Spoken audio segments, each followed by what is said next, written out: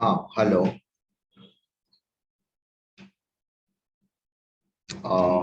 अथर्व, देश Pandey and Samant and Harshit. Yes last lecture में मैं यस सर। इक्विलिब्रियम के रिगार्डिंग कुछ पढ़ा रहा था, राइट? वो पॉइंट कंप्लीट कर लिया था मैंने या अभी बताया नहीं था? इक्विलिब्रियम वाला पॉइंट नोट कराया था मैंने, वो कंप्लीट किया था कि नहीं किया था? आई थिंक उसमें मुझे इन्फॉर्मेशन ये देना था कि कोई भी रिवर्सिबल प्रोसेस अगर है, ठीक है? नहीं, ये तुम लोगों का पार्ट नहीं है, ये इन लोगों का अलग से लेक्चर। और एडवांस वाले कुछ डेरिवेशन थे मुझे जो कराने थे, तो वो इन लोगों का मैंने सेपरेटली करा दिया था। उसमें आखिरी पॉइंट जो था उसके ऊपर मुझे ध्यान नहीं है कि वो कंप्लीट किया था कि नहीं। The point was like this: अगर कोई भी प्रोसेस रिवर्सिबल यानी इक्विलिब्रियम पर है, ठीक है ना, एंड सपोज वो एलिमेंट्री प्रोसेस नहीं है, मल्टी स्टेप प्रोसेस है, तो all the processes or all the step has to be equilibrium or reversible step। ऐसा कुछ डिस्कस किया था मैंने?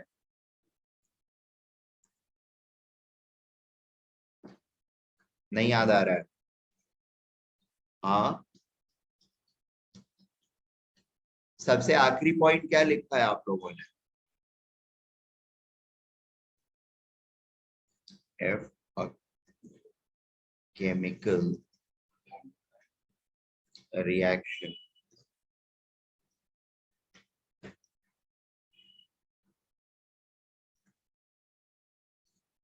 is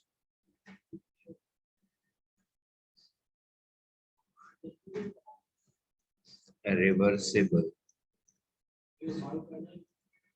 that is can form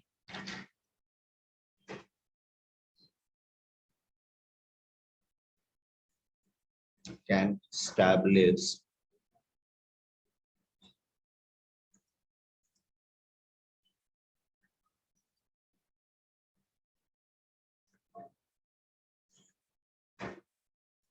equilibrium। ये पॉइंट आप लोग भी लिख सकते हो, can establish equilibrium and this is a multi-step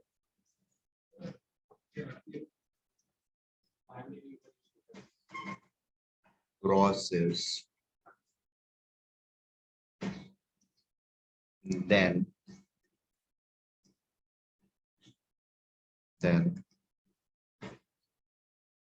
all its constituent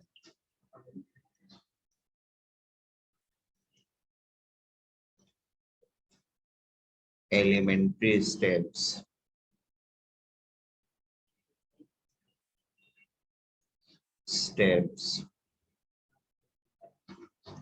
has to be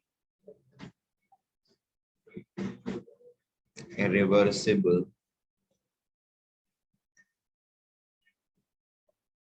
and should proceed with establishment of equilibrium। So what it is saying is, suppose we have a reaction where A plus B are combining to form C, ठीक है? And it is known that it is a equilibrium reaction। So इसके बारे में दो चीजें पता है मुझे, ये रिवर्सिबल इक्विलिब्रियम में इक्विलिब्रियम रिएक्शन है एंड ये मल्टी स्टेप रिएक्शन, मतलब ये एक कॉम्प्लेक्स रिएक्शन। ठीक है, सो इसके बारे में late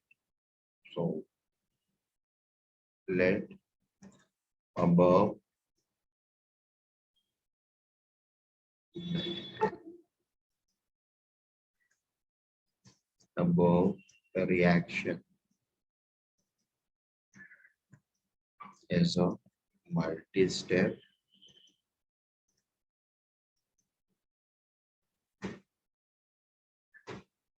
and a reversible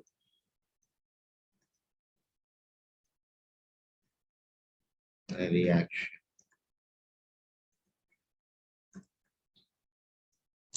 Then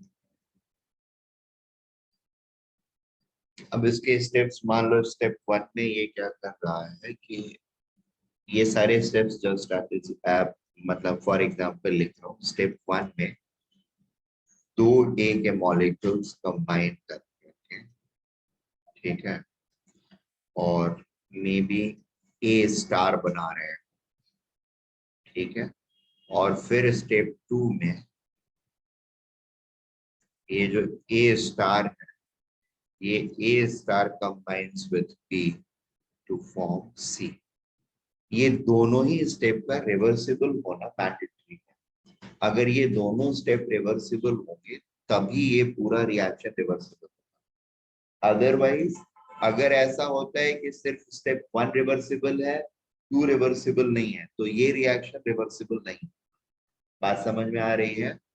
so we can say that this is 1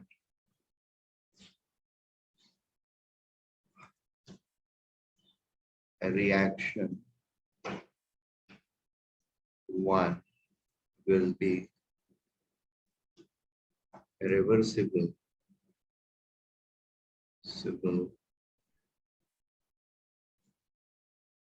reaction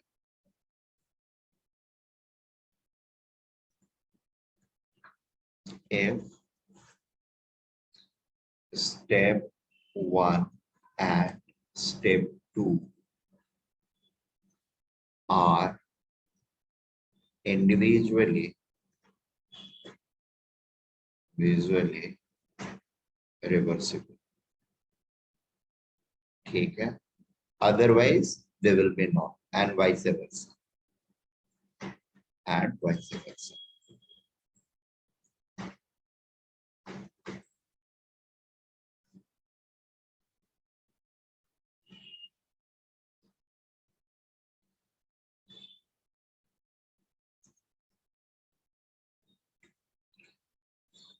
ठीक है। अब ये अगर दोनों रिवर्सिबल हैं तो ये रिवर्सिबल होगा। अगर ये रिवर्सिबल हमको पता है कि है फुल्ली एंड टू एंड, तो ये दोनों स्टेप्स रिवर्सिबल, ये बाय डिफॉल्ट, ठीक है। This was a point which I has to tell. I had to tell. Post this, we are going to discuss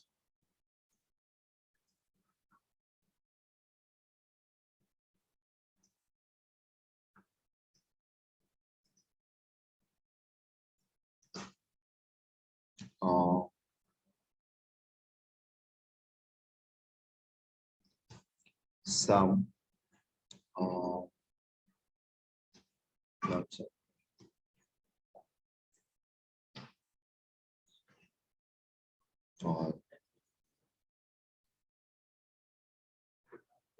concentration terms. क्या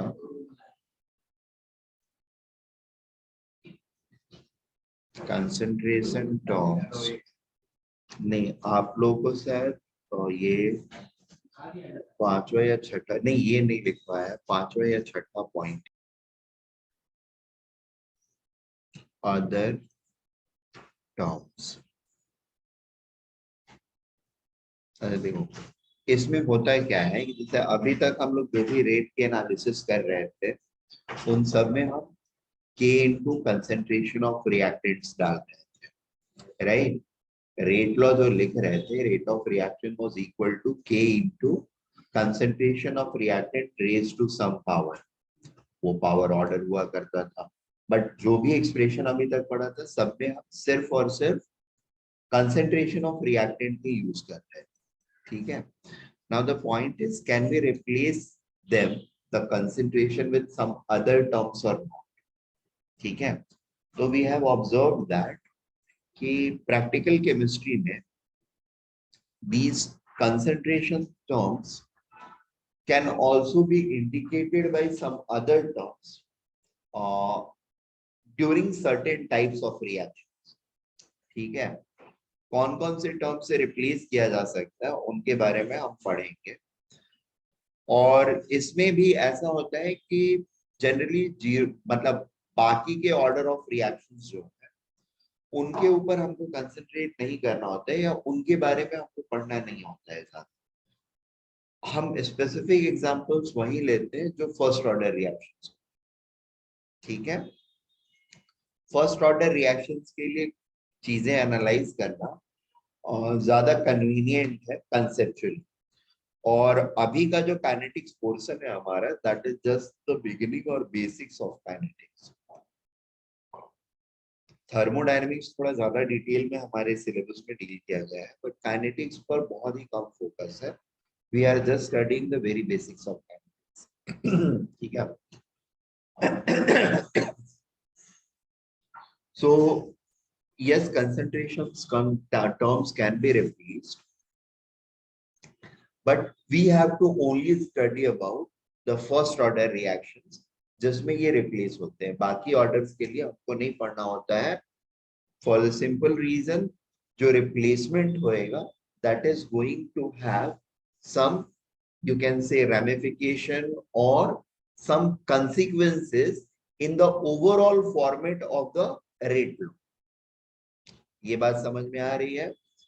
इसमें क्या होता है, इसमें चेंजेस नहीं होते हैं इक्वेशंस, बट बड़े ऑर्डर या छोटे ऑर्डर के रिएक्शंस में अगर हम कंसंट्रेशन टर्म्स को हटाते हैं, रिप्लेस करते हैं, तो we have to adequately change the format of reaction with some other terms also. यहाँ पर चीजें बेसिकली रेशियो जब लेते हैं ना, कंसंट्रेशन का रेशियो या जो भी क्वांटिटी हम उससे रिप्लेस कर रहे हैं, ठीक है, तो वो रेशियोज एग्जैक्टली जैसे डायरेक्टली प्रोपोर्शनल हो जाते हैं. तो रेशियो जब हम लेते हैं तो वो प्रोपोर्शनैलिटी वाला जो कांस्टेंट होता है वो कैंसिल हो जाएगा. ठीक है. जैसे प्रोपोर्शनैलिटी के लिए मैं ये बोलूं, मैंगो के प्राइसेस, ठीक है, और एप्पल के प्राइसेस, ठीक है, मान लो प्रोपोर्शनल या they are changing in same rates, तो money required to buy apples and money required to buy mangoes, same amount of mangoes, will always change proportionately only, right? But अगर वो square या कोई और कॉम्प्लेक्स ऑर्डर को follow करने लगे, that is price of mango and price of apple are following a square pattern, तो उसका जो है प्राइस और इसका प्राइस पर केजी जो है वो स्क्वायर के पैटर्न में है. वो 20 रुपए पर केजी है, ये 400 रुपए पर केजी है. ठीक है. अब प्राइस ऑफ मैंगोज, अगर हम बल्क ऑफ मैंगो 50 मैंगो खरीदते हैं और 50 एप्पल खरीदते हैं, will they still be proportional? नहीं, वो हायर ऑर्डर्स में प्रोपोर्शनेट रहे. ये बात समझ में आ रही है? जैसे 10 रुपए पर मैंगो और एप्पल जो है वो 100 रुपए पर एप्पल. अब मुझे 20 मैंगो खरीदने हैं और 20 एप्पल खरीदने हैं. ठीक है. अगर 10 और 15 का रेशियो उनका रहता तो प्राइस ऑफ 20 मैंगो क्या हो जाता? 200 रुपए, और प्राइस ऑफ 20 एप्पल हो जाते 300 रुपए. The ratio is still the same. 200 by 300 is 10 by 15, which is 2:3. ठीक है. बट अगर 10 रुपए है मैंगो का प्राइस और 100 रुपए है एप्पल का प्राइस, ठीक है, स्क्वायरली वेरी करते हैं, और मुझे 20 मैंगो खरीदने हैं, 20 एप्पल खरीदने हैं, ठीक है, तो रेशियो क्या हो गया? उसका हो गया आपका 200 रुपए और इसका हो गया 20,000 रुपए.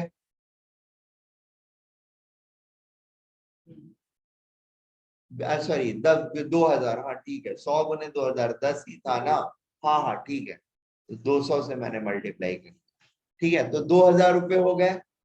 अब ये जो वेरिएशन है ये हायर पावर्स में हो गया, इंस्टेड ऑफ बीइंग 2:3 अब क्या हो जाएगा पैटर्न ऑफ वेरिएशन, मतलब सॉरी वहां पर 2:3 फॉलो कर रहे थे, यहाँ पर 1/10 का हो गया है, और यहाँ पर वेरिएशन हमारा क्या रहेगा 1/100 का, 1/100 का, ठीक है। तो पावर में वेरिएशन होने लगा। अब लॉग वगैरह जब लगाएंगे या बाकी के टर्म्स जब हम डेवलप करेंगे, तो there is going to be some residue fractions which has to be accounted, अगर हम हायर ऑर्डर्स में डील करते हैं। बात थोड़ी सी समझ में आई? इसकी वजह से हम सिर्फ फर्स्ट ऑर्डर रिएक्शंस में ही कंसंट्रेशन टर्म्स को किसी और टर्म से रिप्लेस करते हैं और वही हम उसी के साथ डील करते हैं, ठीक है। Okay, the first thing through which I can replace a concentration term is pressure or partial pressure of gaseous reactants. Partial pressure of gaseous reactants, ठीक है।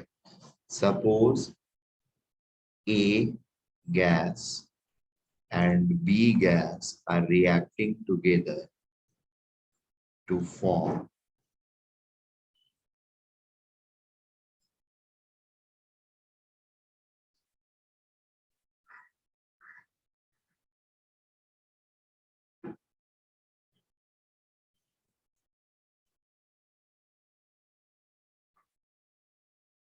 C gas.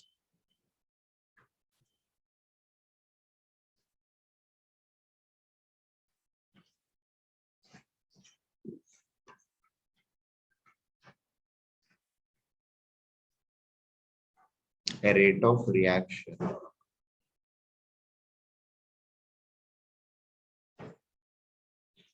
minus dA dt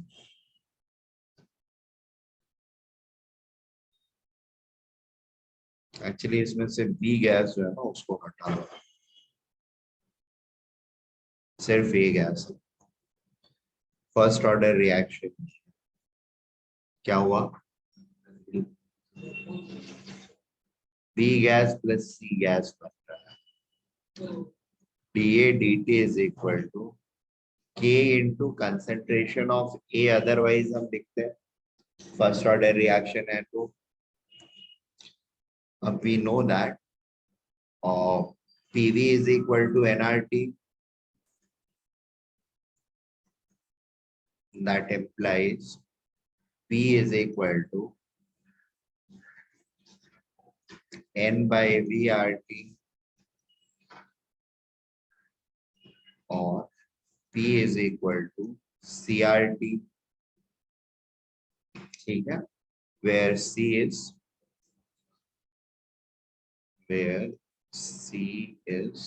concentration.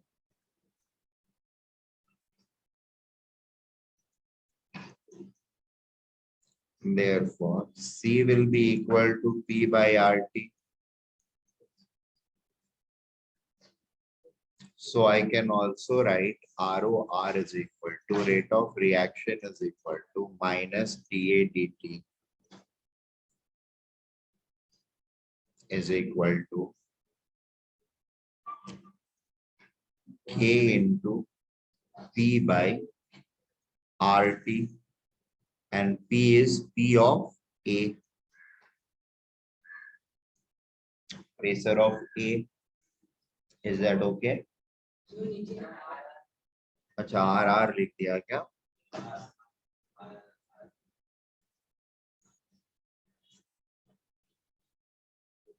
PA by RT, ठीक है। अच्छा अभी होता क्या है कि ओके टेम्परेचर वगैरह के साथ वेरिएशंस तो अभी देखेंगे। सो ये रेट ऑफ रिएक्शन मेरा इस तरह का हो जाता है, ओके। अब ये फर्स्ट ऑर्डर रिएक्शन था, जो हम कंसंट्रेशन चेंज वगैरह लिख रहे थे, वो कैसे लिख रहे थे? It used to look something like this.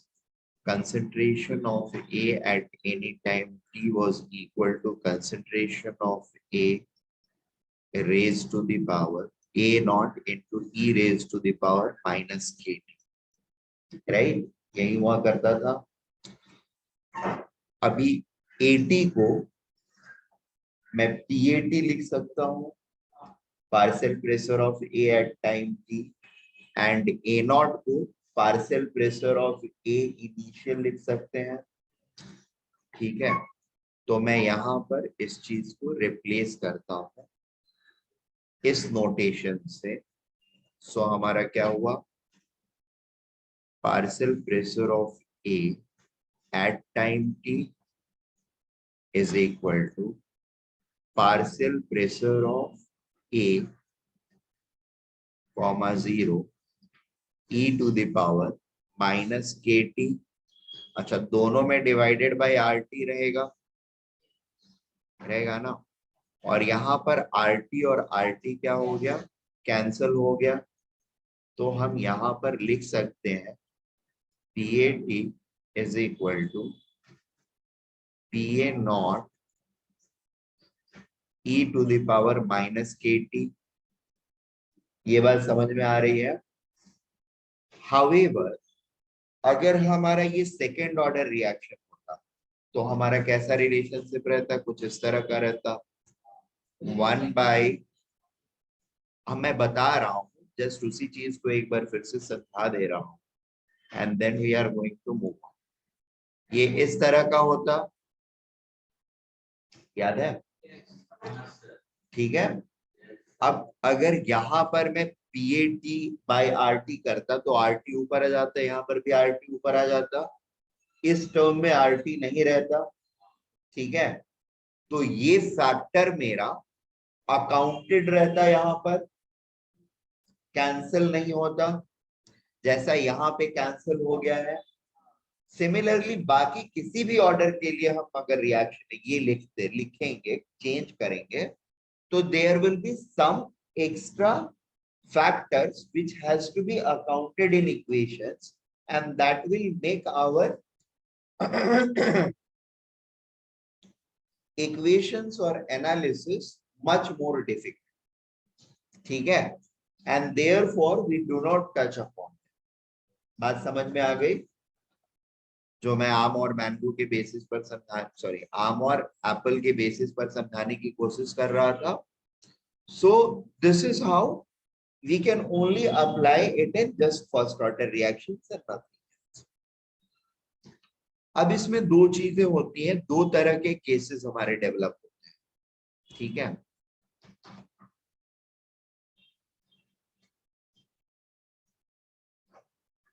अगर डायरेक्टली प्रेशर ऑफ ए दिया गया है, सपोज दे दिया गया है at initial time and final time, या initial time and after some time, and time भी दिया हुआ है. सो क्या क्या दिया हुआ है हमें? पहला टाइप क्या होगा? Case 1,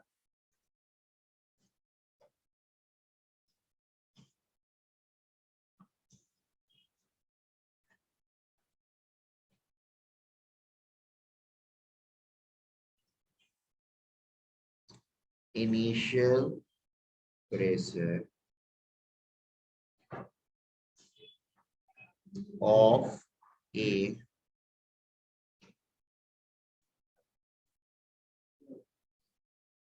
pressure of a after time t and time t is given. ठीक है, so what all informations do we have? A gas is going into B gas plus C gas. ठीक है, T is equal to 0 पर इसका pressure मान लो P0 है, and T is equal to T पर इसका प्रेशर PT है। ठीक है, ये अगर दिया हुआ है इंफॉर्मेशन हमको तो और तो कुछ चाहिए नहीं। Knowing that it is a first order reaction, ठीक है, या अगर नोइंग नहीं है मान लो, तो हमको इस तरह के इंफॉर्मेशन दिए रहेंगे कि ये time T is equal to T1 पे ये PT1 है, और time is T is equal to T2 पर ये P2T है। ठीक है, तो ये स्टैब्लिश करो कि ये एक फर्स्ट ऑर्डर रिएक्शन है, और स्टैब्लिश करने के बाद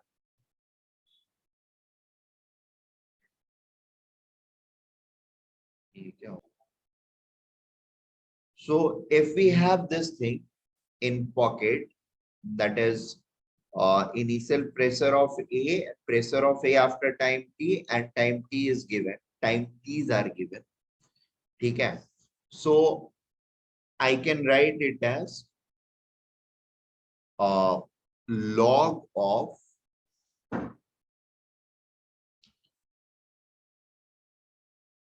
P naught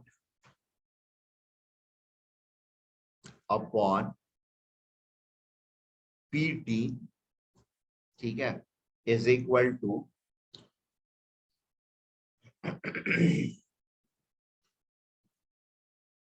K into T, और ये log है तो सॉरी ln,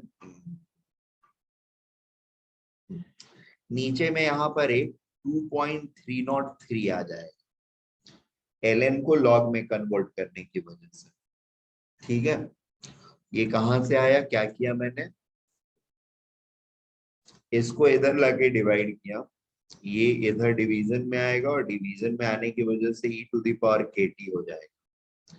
फिर दोनों तरफ ln लिया, तो इस साइड वाला सिर्फ kt हो गया, और ये ln p naught by pt हो गया। ठीक है, अब ln को log में कन्वर्ट करने के लिए we have to have a division by a multiplication by 2.303. ln A is equal to, we know that ln A is equal to 2.303 log A। ठीक है, सो इधर ln था तो इधर 2.303, ये यहाँ पर डिवीजन में आ जाएगा।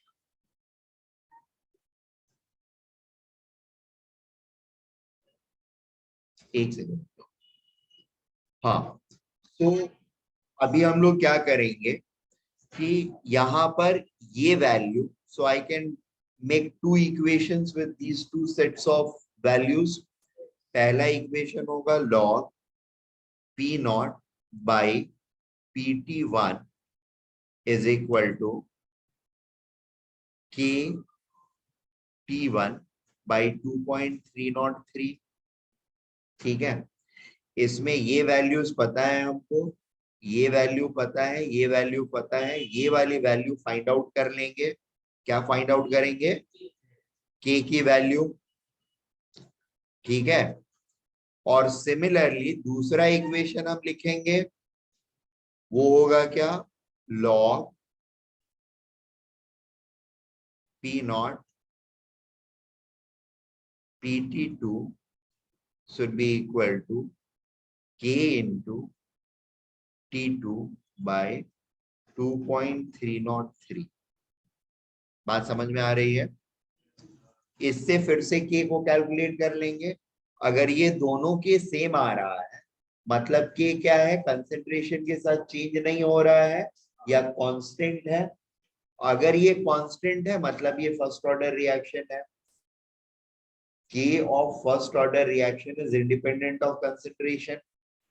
बाकी सारे में क्या होता है, वेरिएशन होता है अगर इनिशियल कंसेंट्रेशन आपने चेंज किया तो। बात समझ में आ रही है।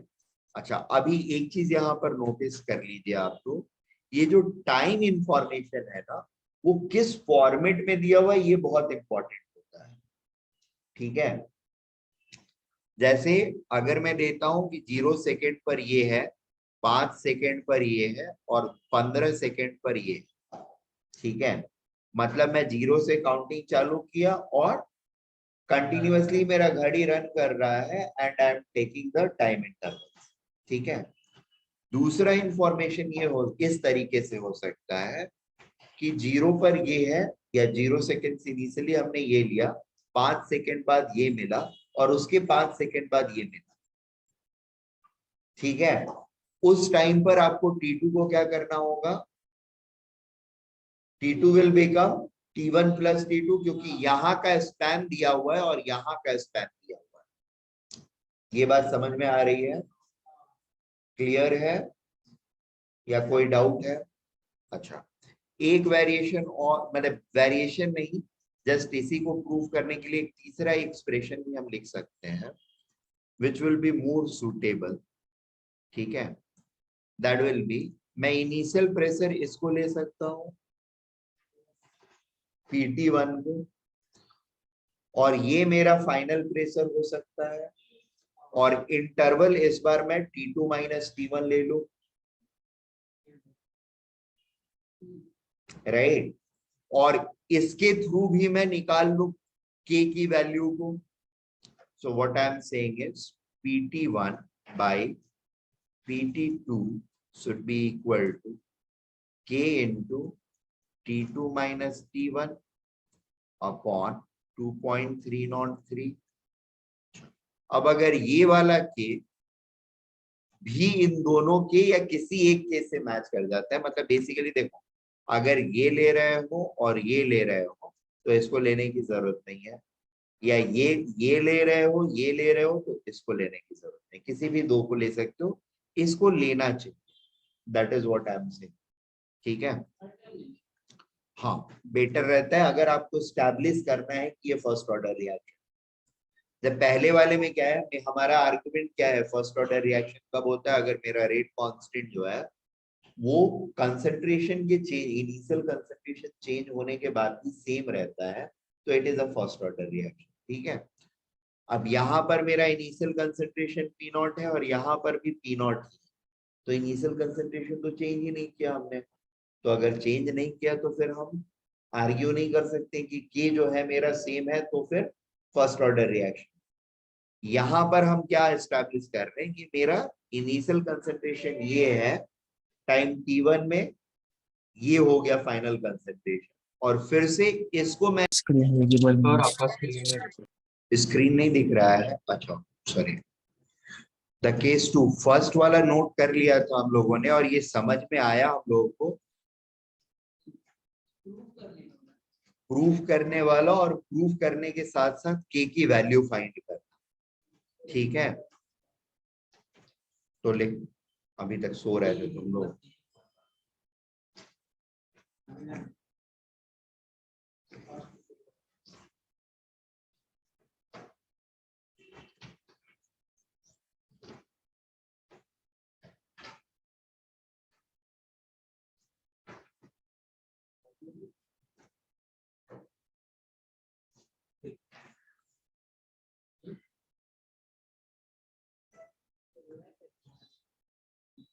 ओके, केस 2 के अंदर में हमारा ये रहता है, फिर से A is going, a gas is going to form B and C gas। ठीक है। बट इस बार हम लोगों को at time T is equal to 0 total pressure दिया रहता है, हर बार टोटल प्रेशर दिया रहता है। बात समझ में आ रही है? टोटल प्रेशर दिया रहता है, नॉट द इंडिविजुअल प्रेशर, इसका प्रेशर नहीं दिया रहेगा। ठीक है। तो मान लो total pressure at time T is equal to 0 is P0, और ये भी नोन रहेगा कि this pure A was taken, pure A was taken, तो P0 जो हुआ एविडेंटली इट बिकेम द ये क्या बोलते हैं, प्रेशर ऑफ A। ठीक है। At time T is equal to 0, क्योंकि बाकी सारे 0 0 रहेंगे if pure A is taken। ठीक है। Pure A is taken initial, हर जगह पर प्योर ए से ही शुरुआत होती है। Time t is equal to T1 पर सपोज मेरा टोटल प्रेशर है PT1, ठीक है, और फिर से time t is equal to T2 पर मेरा टोटल प्रेशर है P2T, ठीक है। तो अभी क्या होगा कि यहां पर मेरा ये क्या बोलते हैं,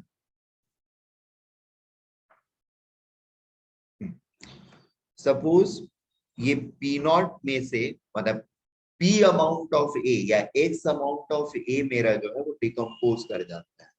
तो एक्स अमाउंट अगर ए डिकम्पोज किया तो बेसिकली उसके करस्पॉन्डिंग कुछ प्रेशर जो है वो कम हो जाएगा। सपोज वो करस्पॉन्डिंग प्रेशर जो है वो है स्मॉल पी जो कम हुआ, और उतना ही बी और उतना ही सी फॉर्म होएगा। सो मैं ऐसे लिख सकता हूँ PT1 जो होगा that is nothing but P naught plus P, the total pressure, ठीक है, ये वाला प्लस ये वाला प्लस ये वाला that is P naught plus P, और यहां पर P naught minus P dash,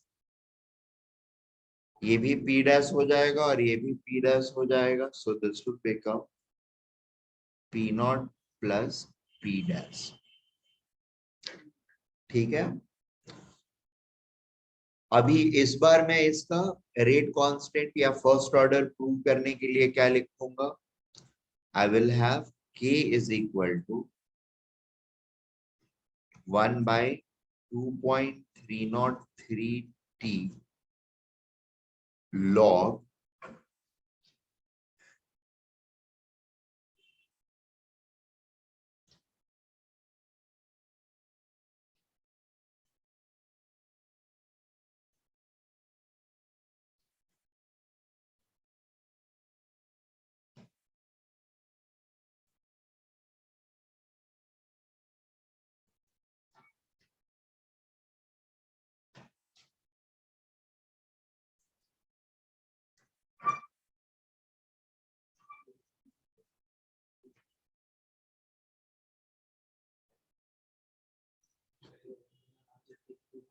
sorry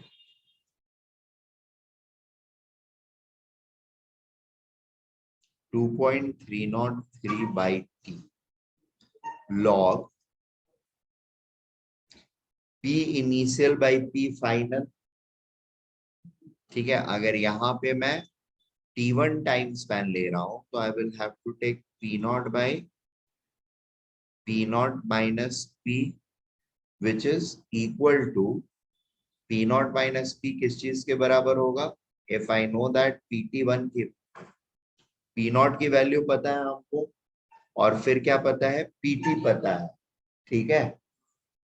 P पता नहीं तो P की वैल्यू यहां से निकाल सकते हैं, क्या होगा, small p will be equal to PT1 minus P naught, और P डैश क्या होगा PT2 minus P not.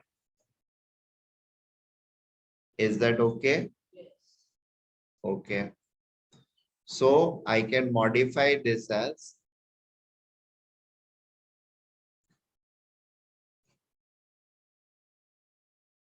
2.303 T1, नहीं के ही निकाल रहे हैं ना, उसी के थ्रू तो प्रूव करेंगे। टाइम पता है, प्रेशर्स पता है,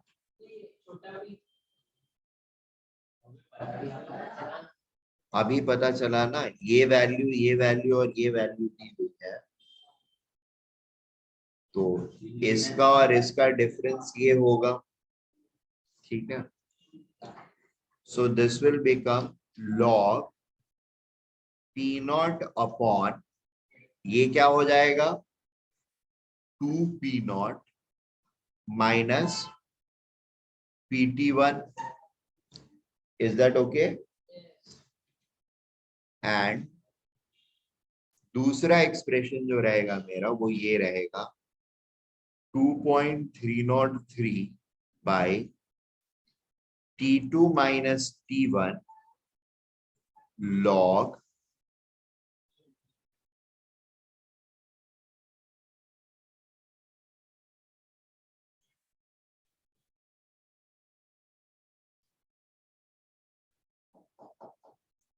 इस बार मेरा इनिशियल प्रेशर ये हो गया PT1, ठीक है।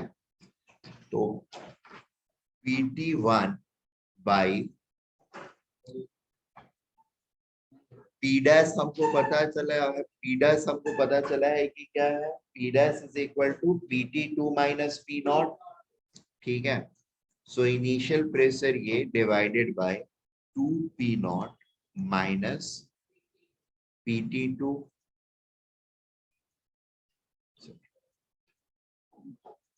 PT2। अब ये दोनों के अगर बराबर आते हैं मेरे, तो मैं बोल सकता हूं ये फर्स्ट ऑर्डर रिएक्शन है, और ये इसका रेट कांस्टेंट ये है। अच्छा, अगर प्रूव करना होगा तो दो वैल्यूज दी रहेंगे, तीन वैल्यूज दी रहेंगे। अगर प्रूव नहीं करना होगा, सिर्फ आपसे कांस्टेंट पूछा जाएगा, तो सिर्फ दो ही वैल्यूज के बेसिस पर आप फाइंड कर सकते हो। There is no issue. Is that okay? अच्छा,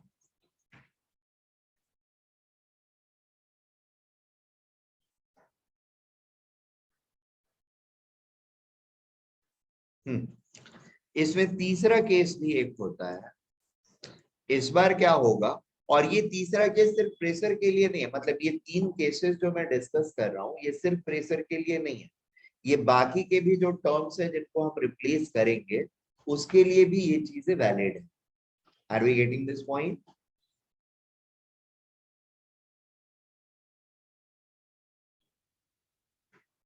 केस 3 के अंदर हमारा होता है कि again the reaction is going to be the same, A gas होगा plus A gas giving us B gas and C gas.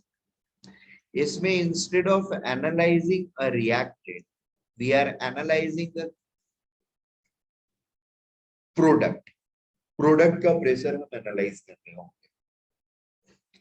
Why? ज्यादा इजियर रहेगा एनालाइज करना, ठीक है।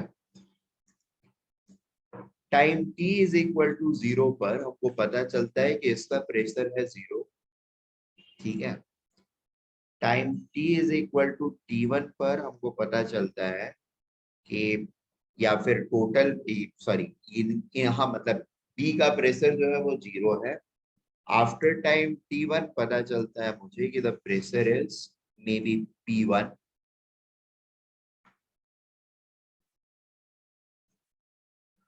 P1, and after time T2 मुझे पता चलता है कि इसका प्रेशर है P2, और आफ्टर इंफिनिटी टाइम मुझे पता चलता है कि इसका प्रेशर है P इंफिनिटी, ठीक है।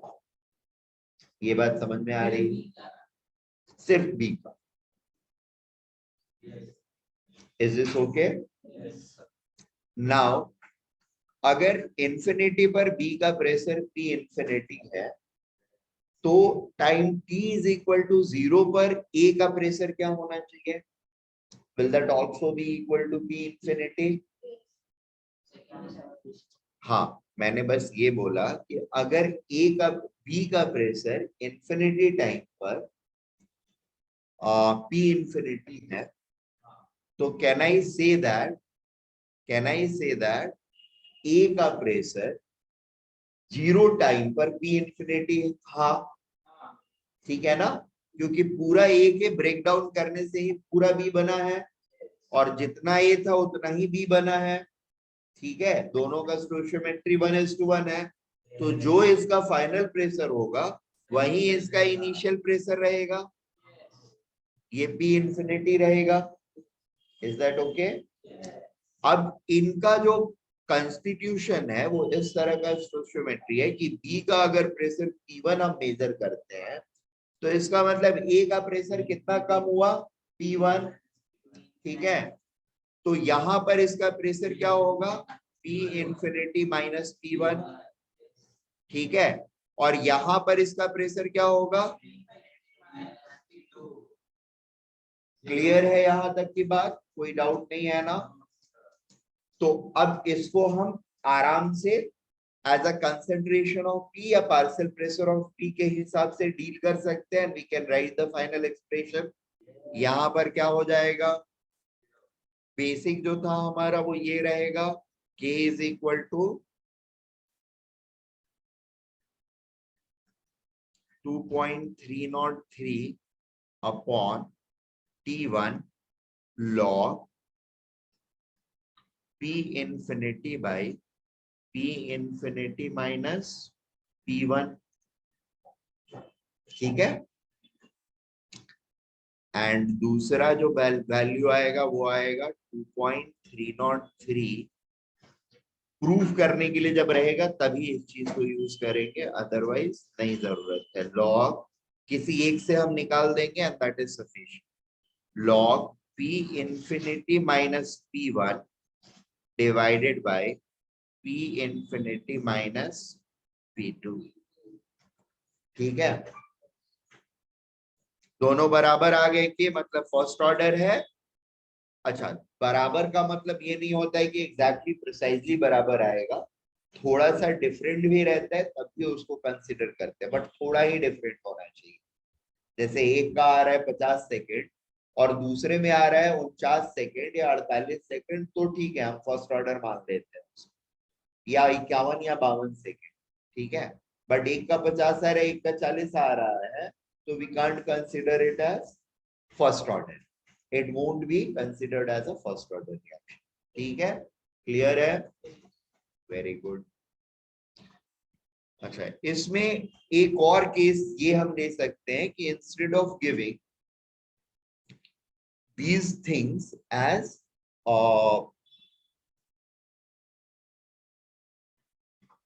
मतलब बी का प्रेशर ना दे करके, ठीक है. और चौथा केस होगा क्या? एक सेकंड देख लेते हैं. नहीं, चौथा केस होगा नहीं. ये एक्चुअली यहाँ पर हमने वो केस को कंसिडर कर लिया है.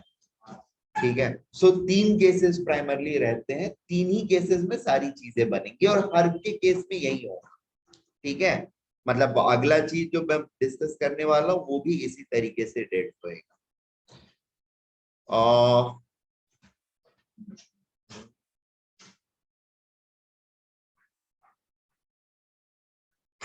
ओके. अच्छा, इसमें एक चीज और हम लोग समझ ले. जैसे हमारा कंसेंट्रेशन जो आया था that was equal to P by RT. ठीक है. इसको मैं कुछ ऐसे भी लिख सकता हूँ क्या? DC by DT is equal to 1 by RT DP DT. Is this okay? Rate of change of concentration is equal to 1 by RT dP dt. Right ना? यानी रेट ऑफ रिएक्शन जो था वो प्रेशर चेंज के terms में 1 by RT से multiply होकर के लिखा जा सकता है. कंसेंट्रेशन टर्म का चेंज अगर मुझे पता है, rate of reaction in terms of concentration पता है, तो इन टर्म्स ऑफ प्रेशर लिखने के लिए क्या करेंगे? इस चीज को RT से मल्टीप्लाई कर देंगे. dP dt will be equal to RT dC dt. क्या बोल रहे हो? C is concentration of A. रुक जाओ, कंफ्यूजन हो रहा है तो फिर इसको हम ऐसे लिख लेते हैं. Concentration of A, pressure of A, pressure of A. ठीक है.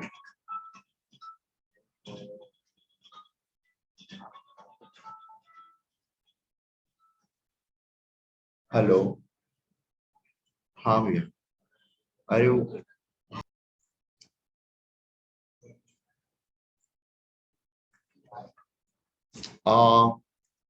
B जो है the other term which can replace this. और एक चीज होती है टाइट्रेशन, पता है हम लोगों को. ठीक है. तो टाइटर वॉल्यूम जो होता है उसके थ्रू भी हम कंसेंट्रेशन टर्म्स को रिप्लेस कर सकते हैं। ठीक है, प्रोसेस क्या होता है वो हम लोग डिस्कस कर लेते हैं। देखिए H2O2 पता है हम लोगों को, ठीक है ना।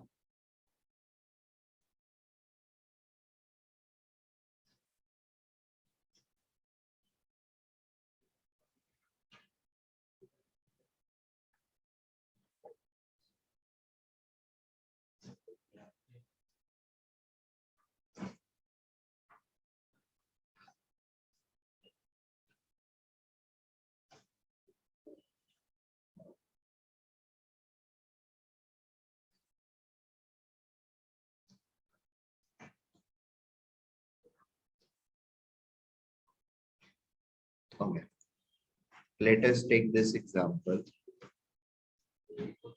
H2O2 है और ये H2O एंड O2 में ब्रेक कर रहा है या करता है, that is it's natural tendency. और ये O2 में जो ब्रेक करता है इसकी वजह से इसके अंदर ऑक्सीडाइजिंग टेंडेंसी रहती है। ठीक है, ये किसी को भी ऑक्सीडाइज कर सकता है एंड साइमल्टेनियसली ये खुद रिड्यूस भी हो सकता है, रिड्यूस होता है, और कुछ केसेस में ये खुद ऑक्सीडाइज होता है और किसी दूसरे को रिड्यूस करता है। जैसे KMnO4 के साथ अगर इसको रिएक्ट कराते हैं तो ये खुद ऑक्सीडाइज होगा और KMnO4 को रिड्यूस कर देगा। तो KMnO4 जो है वो ऑक्सीडाइजिंग एजेंट की तरह काम करेगा और ये रिड्यूसिंग एजेंट की तरह काम करेगा। ये बात समझ में आ रही है हम लोगों को? हाँ, पोटेशियम पर मैग्नीट, KMnO4। तो यहां पर फिर से हमारे पास क्या होता है,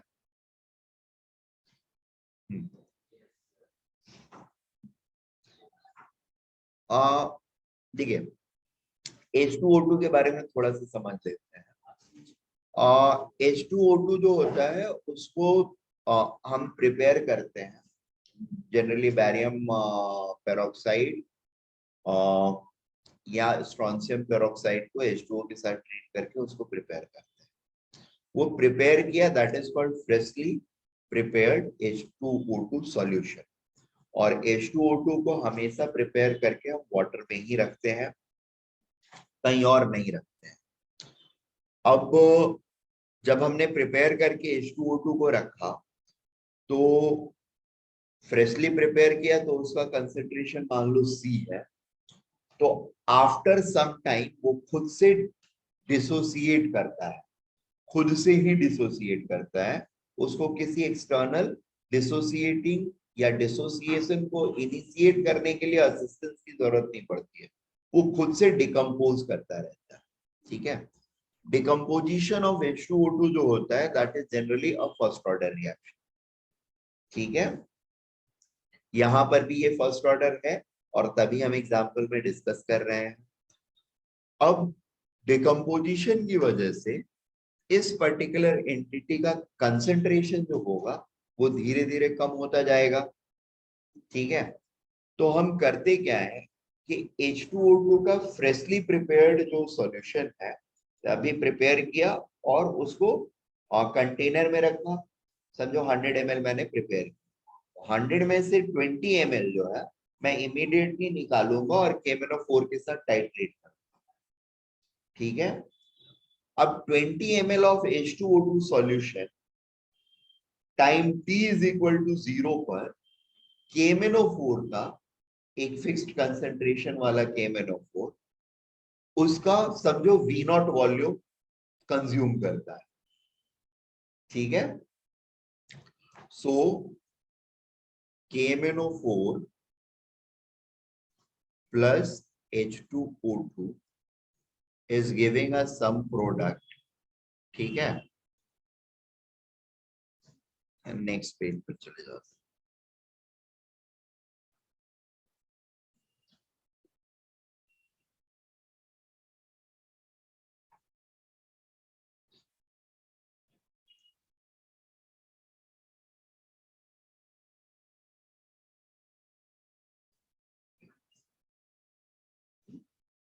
H2O2 plus KMnO4 gives product. ठीक है। हाँ, मैंने ये बोला कि time t is equal to 0 पर 20 ml of freshly prepared H2O2 solution requires some V0 volume of KMnO4.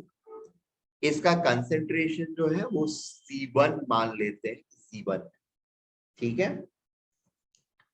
अब आफ्टर लैप्स ऑफ से 15 मिनट्स और 20 minutes, that is time t is equal to t1 पर फिर से हम H2O2 का 20 ml solution लेते हैं और उसको फिर से टाइट्रेट करते हैं KMnO4 के साथ। ठीक है। एंड इस बार हमें V1 वॉल्यूम ऑफ KMnO4 चाहिए। ठीक है। तो यहां पर V0 जो हुआ, V0 into C1, ठीक है, is going to represent the amount of H2O2 which is actually present in the initial solution of 20 ml H2O2, and C1 into V1 is going to be proportionate, or it is going to represent the amount of H2O2 present in same volume, that is 20 ml of H2O2 solution after time t1। देखिए, अगर V1 volume of KMnO4 titrate करता है H2O2 के उसी नहीं, but पहले मैंने 100 ml लिया था, 100 ml बनाया था फ्रेश, उसमें से 20 ml एक बीकर में लेकर के फर्स्ट रिएक्शन कंडक्ट कर लिया, फिर 20 ml लेकर के ये सेकंड वाला रिएक्शन कंडक्ट कर। ठीक है। तो यहां पर इस वाले 20 ml में कितना H2O2 प्रेजेंट है उसका इंडिकेटर कौन देगा? इन दोनों का प्रोडक्ट। अब बट क्योंकि C1 जो है वो क्या है, सेम है, तो मैं ये बोल सकता हूं कि V1 जो है, this is a direct representative of amount of H2O2 present, और it is representing the proportionate presence of H2O2। बात समझ में आ रही है? अथर्व, हर्षित, यशांकी, समझ में आ रहा है, नहीं आ रहा है? आ रहा है। आ रहा है ना? हाँ, मुझे अभी तक लग रहा था कि बोल रहे हो नहीं आ रहा है। हर्षित एंड अथर्व देश Pandey,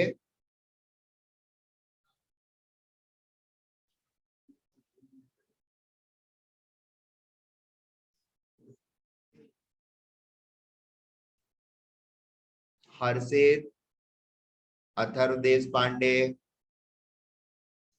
are you guys getting this? Yes और नो?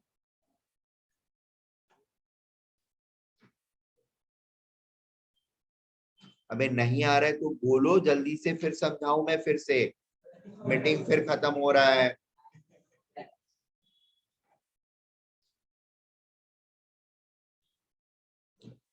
हर्षित एंड अथर्व देश Pandey, are you able to hear me?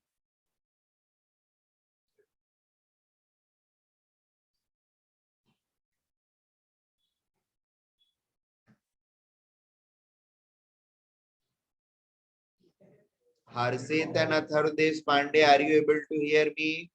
बना लिया। सो बेसिकली हमने 100 ml ऑफ फ्रेश H2O2 लिया, या 100 ml of fresh H2O2 solution लिया। ठीक है। जब मैंने बनाया उसी टाइम उसमें से 20 ml, मैं बनाने के टाइम पर ये सोच के रखा था कि एनालिसिस करनी है, तो इसमें से 20 ml मैंने निकाला और KMnO4 के साथ टाइट्रेशन के लिए रख दिया, या टाइट्रेशन किया, और इसमें KMnO4 का जो कंसेंट्रेशन लिया हमने वो C1 लिया। ठीक है।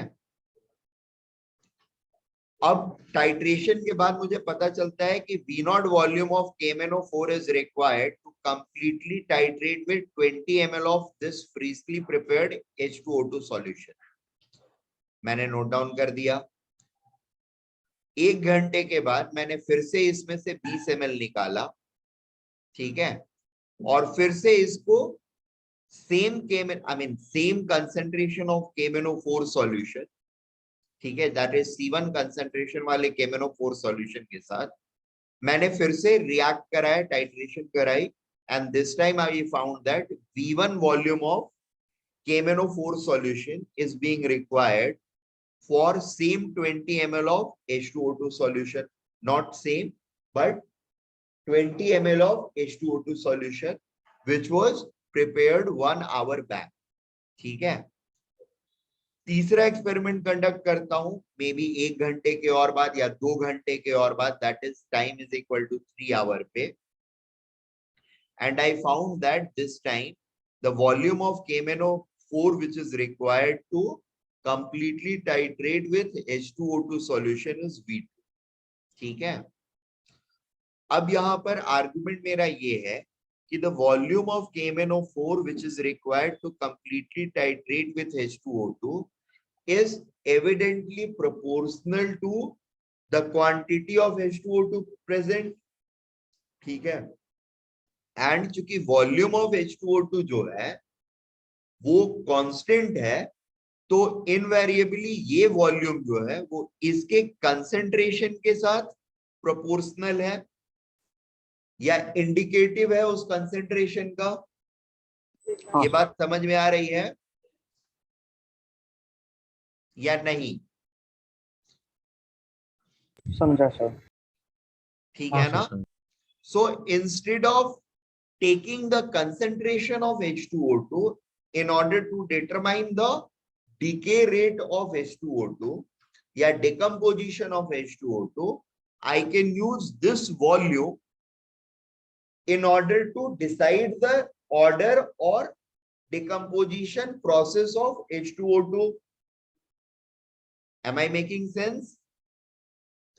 So यहां पर अब मैं K के लिए क्या लिखूंगा? K will become equal to 2 by 303 T1 log, ये इनिशियल वाले कंसेंट्रेशन को रिप्रेजेंट कर रहा है तो V0 डिवाइडेड बाय V1 लिखूंगा, and similarly K will become equal to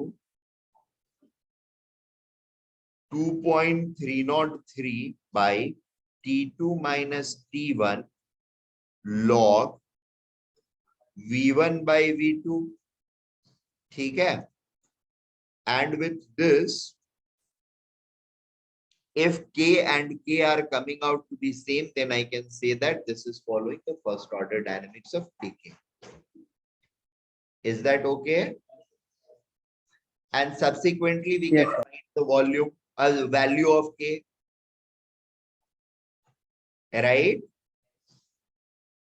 यहां पर दो चीजें अंडरलाइंड है। पहला ये, every titration will have same amount of H2O2 और same volume of H2O2 solution, ठीक है, एंड प्लस इस कंसेंट्रेशन को डाइल्यूट नहीं करना है आपको, that is concentration and the volume of H2O2 solutions must be same. Concentration तो सेम नहीं रहेगा H2O2 सॉल्यूशन का, बट वो एक ही सॉल्यूशन से डिराइव होना चाहिए। एटलीस्ट हम इसको फर्दर डाइल्यूट नहीं कर सकते, उसमें से बस निकाल सकते हैं, and volume has to be same, ठीक है। दूसरा, KMnO4 जो हम ले रहे हैं, KMnO4 उसका सॉल्यूशन, उसका जो कंसेंट्रेशन होना चाहिए वो सारे टाइट्रेशन में सेम होना चाहिए, ठीक है ना। अगर नहीं सेम है तो फिर हमको सेम करना पड़ेगा, C1V1 is equal to C2V2 करके। Are we getting this point? Concentration का सेम रहना मैंडेटरी है। अगर कंसेंट्रेशन सेम नहीं है, मान लो यहाँ पर C1 कंसेंट्रेशन का V0, ये एडवांस के लिए ज्यादा इंपॉर्टेंट है चीज, वर्बली बता रहा हूं, ध्यान में रख लेना। C1 V0 का है एंड V1 C2 का है, ठीक है। तो पहले हमको क्या करना पड़ेगा, C1 कंसेंट्रेशन पर इसका कितना वॉल्यूम रिक्वायर्ड होगा वो हमको कैलकुलेट करना पड़ेगा।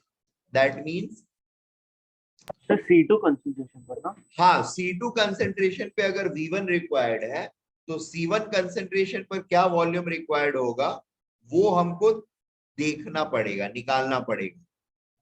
Are you guys getting this? तो V will become equal to C2 by C1 into V1, this much volume of, so यहां पर V0 लेंगे और यहां पर C2 by C1 into V1 ये वॉल्यूम लेंगे rather than V1।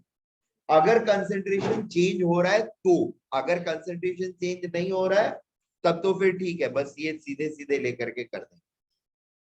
ये बात समझ में आई आप लोगों को?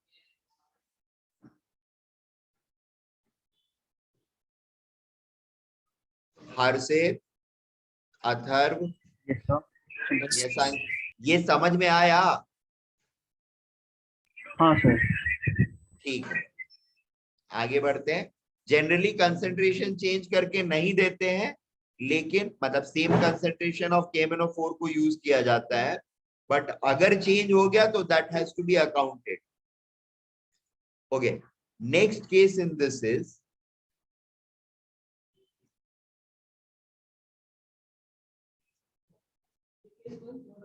हाँ, दिस वाज केस 1।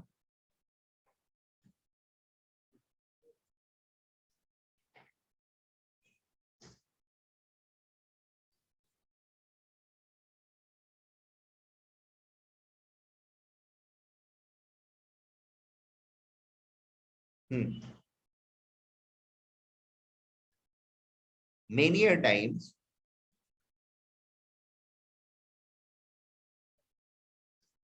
H2O2 के डिकम्पोजिशन को हम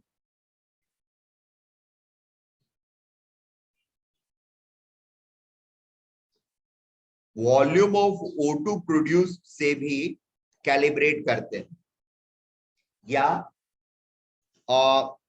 इसके कंसेंट्रेशन को, बचे हुए कंसेंट्रेशन को, ये कितना वॉल्यूम निकला उसके थ्रू हम एसेस कर सकते हैं। ये बात समझ में आ रही है?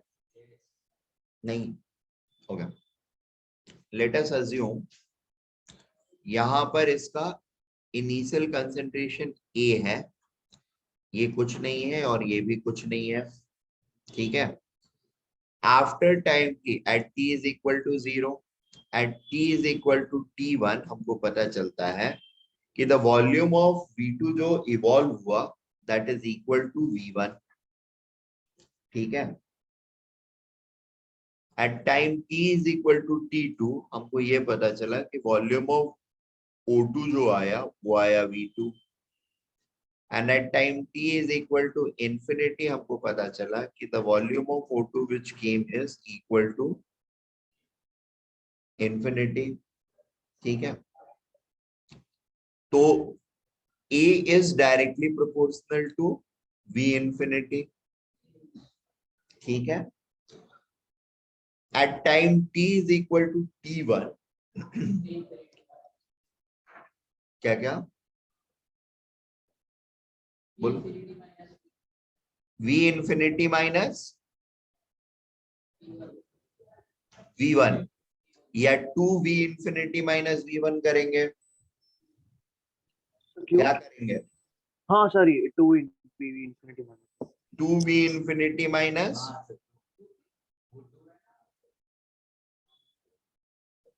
ठीक है सर, कोएफिशिएंट की वजह से ना। राइट, ठीक है। इसके 2 यूनिट से इसका 1 यूनिट मिल रहा है, तो अगर V इंफिनिटी मिल रहा है हमको तो वो एक सेकेंड रुक जाओ, ये A is proportional to 2 unit से मुझे 1 यूनिट मिल रहा है, तो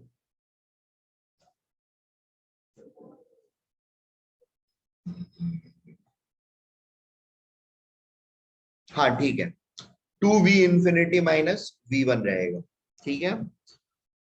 time t is equal to T2 पर 2V इंफिनिटी माइनस V2 रहेगा, ठीक है, और फाइनली ये 0 हो जाएगा। अब फिर से हम rate constant K is equal to 2.303 by T1 log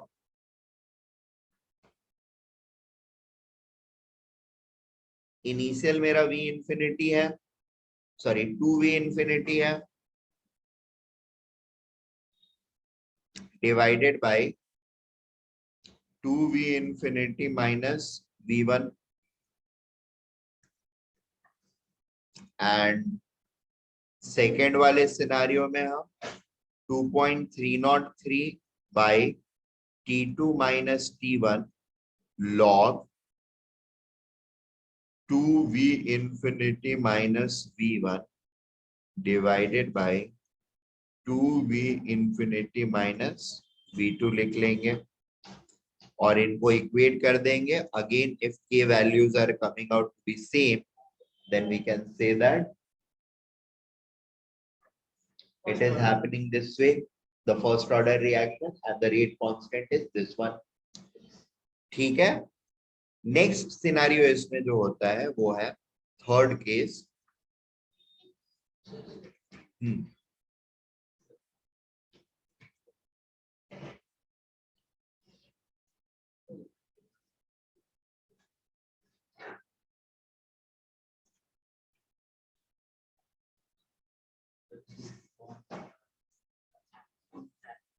Amit तू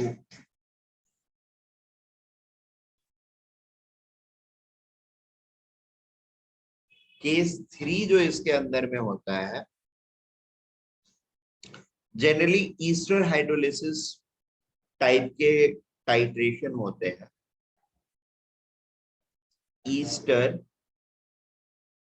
इज RCOOR डैश, वाटर में डालते हैं इसको और इसके ऊपर थोड़ा सा H+ डाल देते हैं, तो this breaks down into RCOOH plus R-OH, ठीक है। ये क्या है? एसिड है, कार्बोक्सिलिक एसिड। अब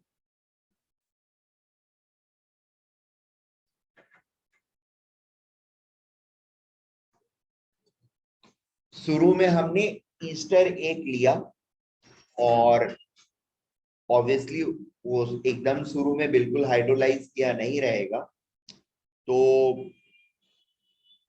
उसके सॉल्यूशन को अगर हम निकाल करके और टाइट्रेट करेंगे तो टाइट्रेशन रिएक्शन कुछ होएगा ही नहीं। और टाइट्रेशन किससे करते हैं? जनरली NaOH से करते हैं, ठीक है। NaOH इस एसिड के साथ रिएक्ट करेगा, फेनोक्सिलीन हम यूज करते हैं या मिथाइल ऑरेंज यूज करते हैं और टाइट्रेशन को कंडक्ट करते हैं, ठीक है। सो यहां पर अभी पॉइंट ये होता है कि इसमें केस 3 में दो चीजें बनती हैं, ठीक है।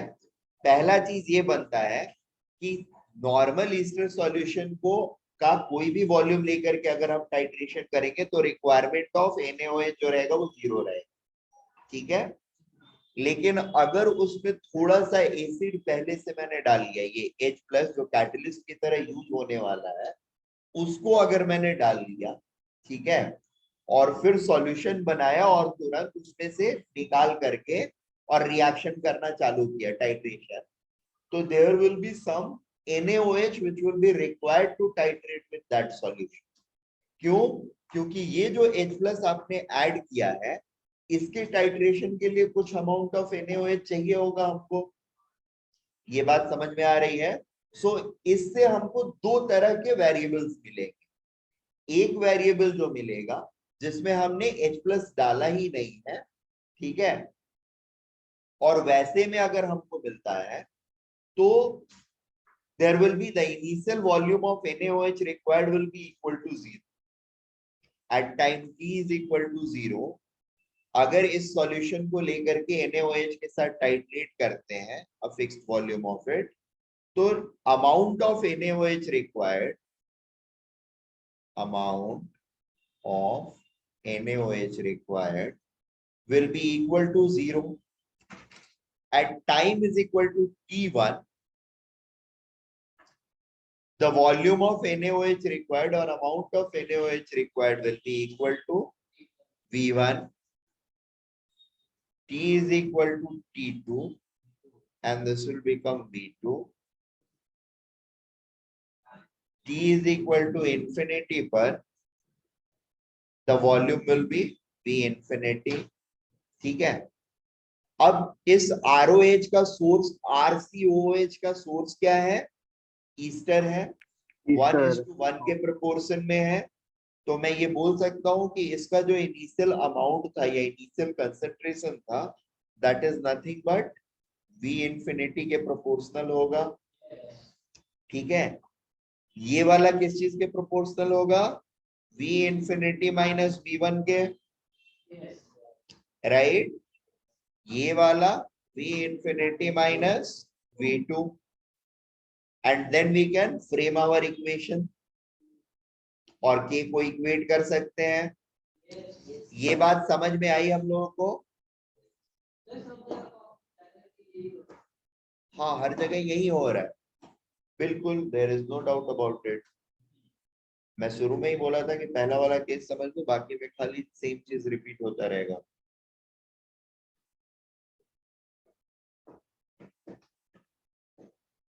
सो यहां के लिए मैं K क्या लिखूंगा? 2.303 by T1 log V infinity by V infinity minus V1 और दूसरा K is equal to 2.303 divided by T2 minus T1 log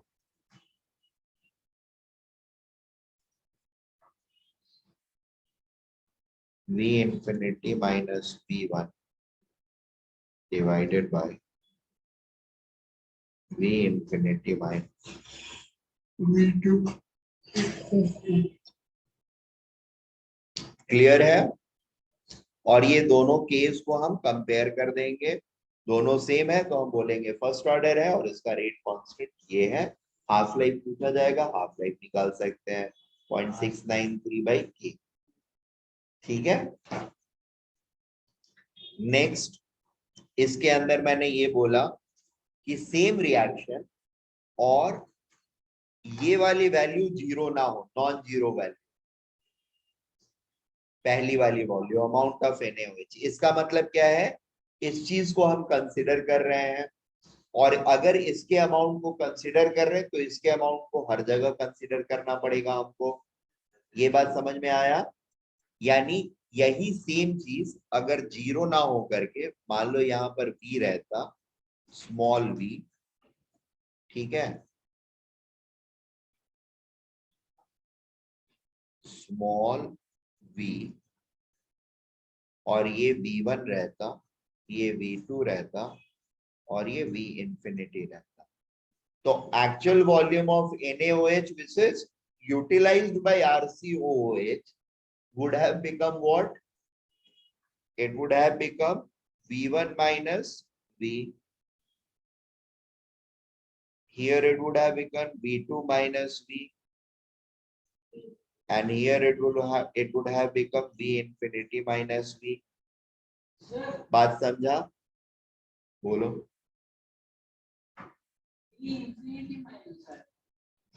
क्या? कौन सा V? क्यों? बाकियों में से नहीं करेंगे?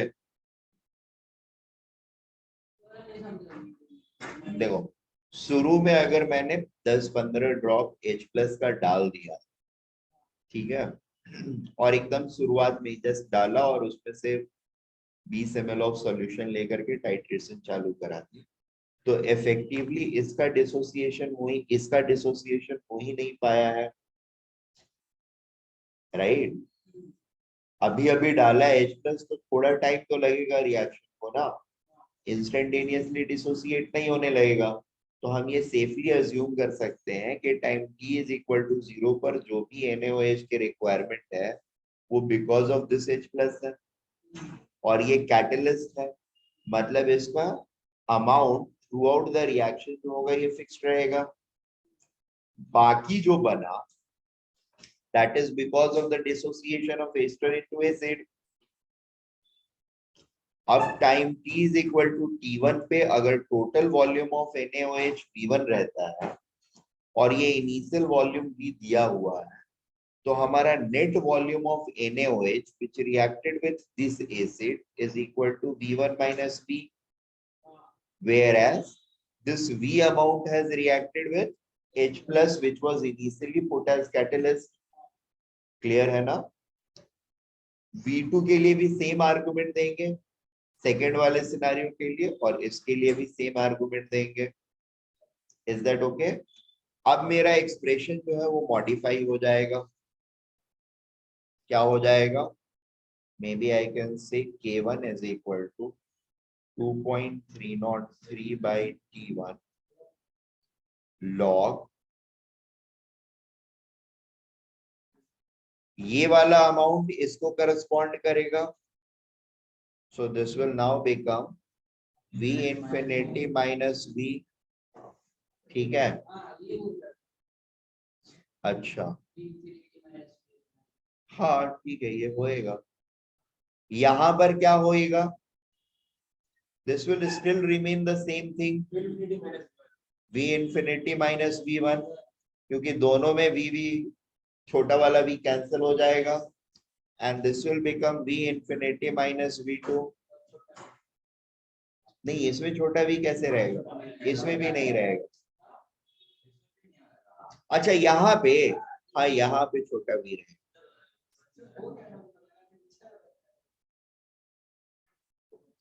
आया, यहाँ पे छोटा V खाली रहेगा पक्के से? नहीं, बट यहाँ पर छोटा V क्यों रहेगा? हम तो एस्टर की क्वांटिटी को एनालाइज कर रहे हैं ना। That will B 0। मेरा एक्सप्रेशन क्या बन जाएगा यहाँ पर? This will become V infinity minus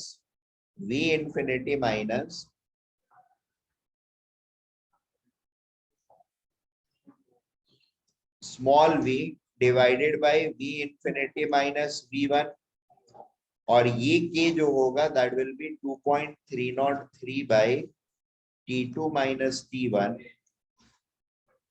और ये वाला एक्सप्रेशन सेम रहेगा log V infinity minus V1 divided by V infinity minus V2।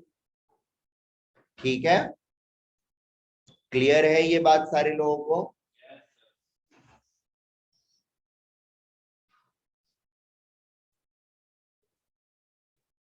Okay.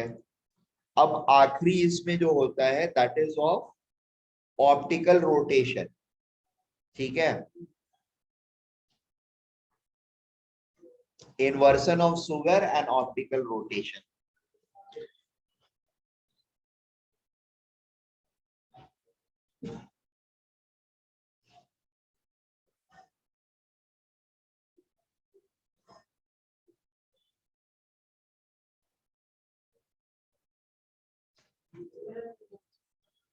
अबे यार, ठीक है, ये जल्दी से नोट कर लो।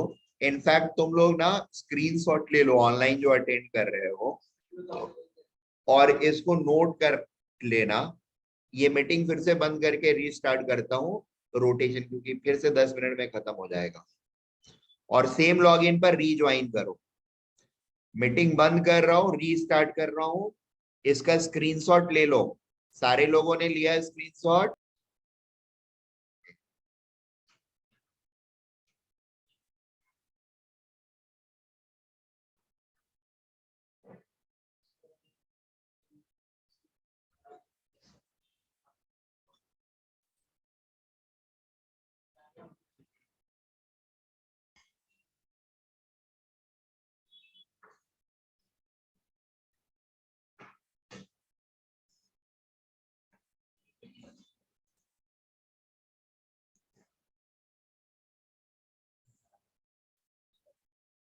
Concentration term replaced by optical rotation।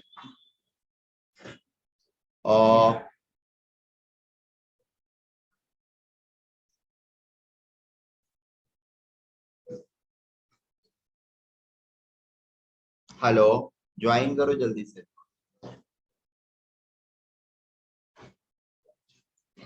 sugar plus H2O in presence of a bit of H plus gives sucrose and fructose. ओए,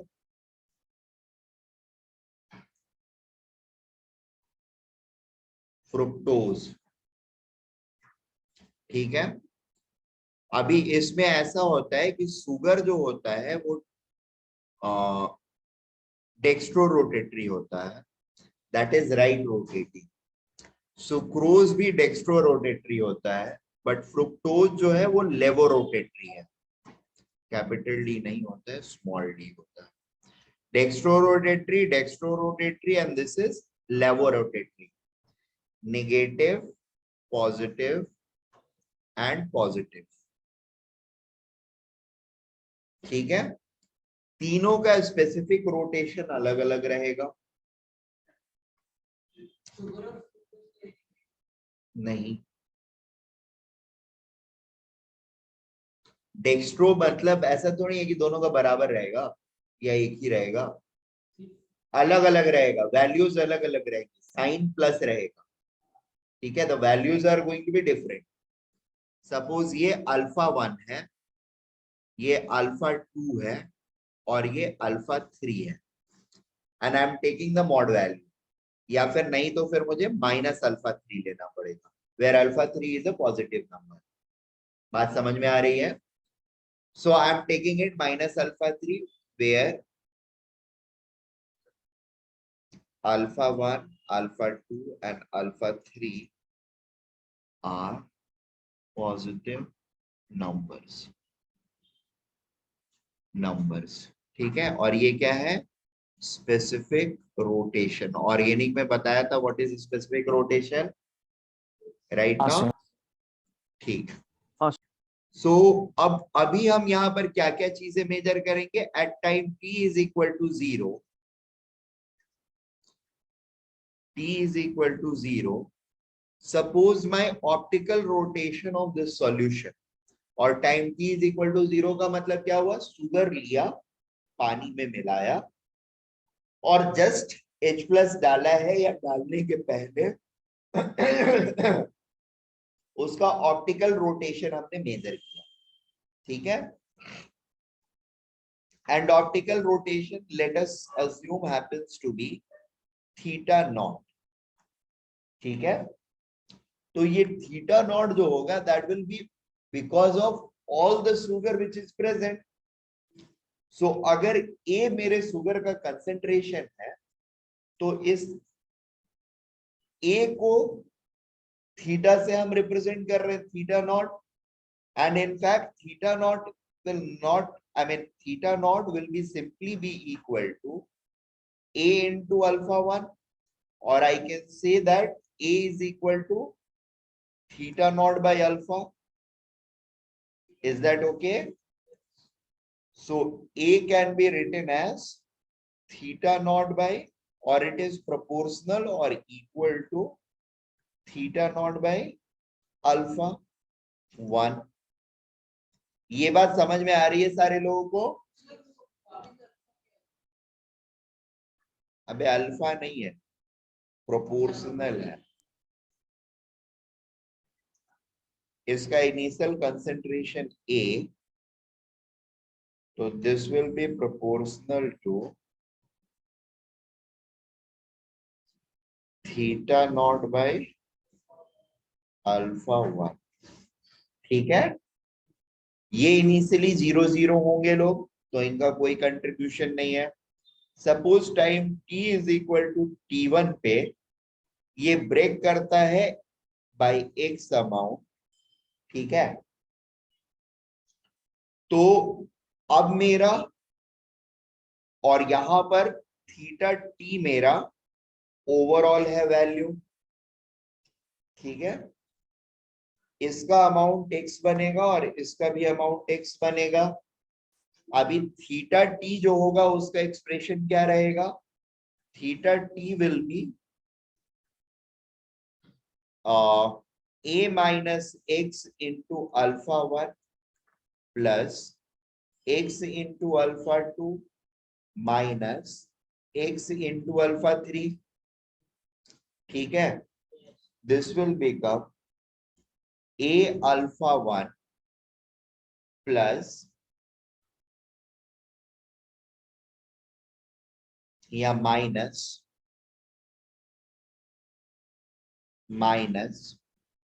x into alpha 1 plus alpha 3 minus alpha 2। Is this okay? This value is nothing but theta naught. ठीक है ना? A alpha 1 is theta naught.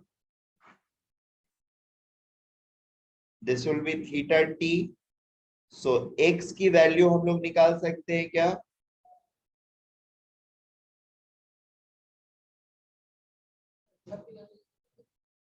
हाँ, alpha 1 2 3 दिया रहेगा। ठीक है, या फिर फ्रुक्टोज सुक्रोज नहीं दिया रहेगा, कुछ और बना रहा होगा जिसमें एक ही कंपोनेंट बन रहा हो, ये हो सकता है। मतलब वेरिएशंस अलग अलग हो सकते हैं, बट कोर प्रिंसिपल इसी तरीके से आपको सोचना है। पॉइंट मेरा ये है। ठीक है, so x can be written as theta t minus theta naught by alpha 1 plus alpha 2 minus alpha 3 minus alpha 2। अच्छा, यहां पर ध्यान दो, अल्फा 3 हमने पॉजिटिव लिया है और इसका एल होने की वजह से माइनस अल्फा लिया है, तब ये एक्सप्रेशन आ रहा है। अगर इसको हम सिर्फ अल्फा 3 लेते तो this would have been minus alpha 3। क्या नहीं, अल्फा 1 क्यों माइनस में रहेगा? ये माइनस तो है ना। ठीक है, सो ये x की वैल्यू आ गई। अब इसका मतलब क्या हो गया?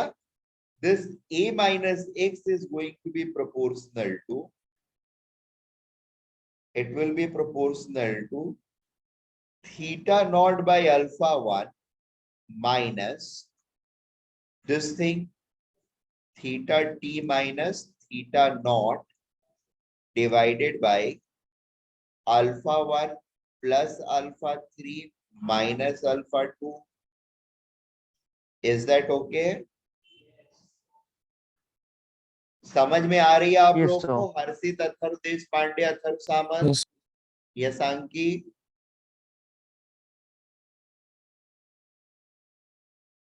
Okay, time t is equal to t2 पर क्या होगा? इसको फिर से a माइनस वाई लिख सकते हैं, और यहाँ पर थीटा t के बदले मे बी थीटा 2 हम बोल सकते हैं कि है। हाँ, t2 बोल ले, थीटा 2 बोल ले, जो बोलना है। यहाँ पर थीटा t ले लिया है तो ठीक है। यहाँ पर मेरे पास है थीटा 2, तो y की वैल्यू हम अकॉर्डिंगली निकाल सकते हैं। This will become what? y will be proportional to, or y will be equal to theta 2 minus theta naught divided by same number alpha 1 plus alpha 2 plus alpha 3 minus alpha 2। ठीक है, और इसको हम proportional बोल सकते हैं। it will be proportional to theta naught by alpha 1 minus theta 2 minus theta naught divided by alpha 1 plus alpha 3 minus alpha 2, and similar expression for k will follow. That is, k is equal to 2.303 by t1 log initial value क्या है हमारी? Theta naught by alpha 1 divided by ये वैल्यू। ठीक है, theta naught by alpha 1 minus θ1 minus या θt minus θ0 divided by α1 plus α3 minus α2। ठीक है। दूसरा वाला के 2.303 by T2 minus T1 log θ0 by α1 minus θt minus θ0 divided by α1 plus α3 minus α2. This divided by θ0 by α1 minus θ2 minus θ0 divided by 1 plus α3 minus α2. Is that okay? ठीक है, चलेगा, दोनों के बराबर आ गया, फर्स्ट ऑर्डर रिएक्शन होगा and we are done. So these are all cases जिसके ऊपर बेस्ड क्वेश्चंस आप लोगों को करने के लिए मिलेंगे in different books. Chapter he this is chapter. चलो ये हो गया। अब इसके बाद नेक्स्ट लेक्चर में हम लोग दो चीजें करेंगे। पहला चीज जो रहेगा वो रहेगा dependency of this rate constant and rate of reaction on various factor, इसको एनालाइज करना है। और फिर आखिरी चीज होगा मैकेनिज्म, लेकिन मैकेनिज्म वाला पार्ट अगेन तुम लोगों को पढ़ना नहीं रहेगा, ठीक है। नीट वगैरह में मैकेनिज्म डेरिवेशन नहीं होता है, एडवांस में होता है, तो ये मैं उन लोग का अलग से आप लोग का करा दूंगा। और रेट वाला जो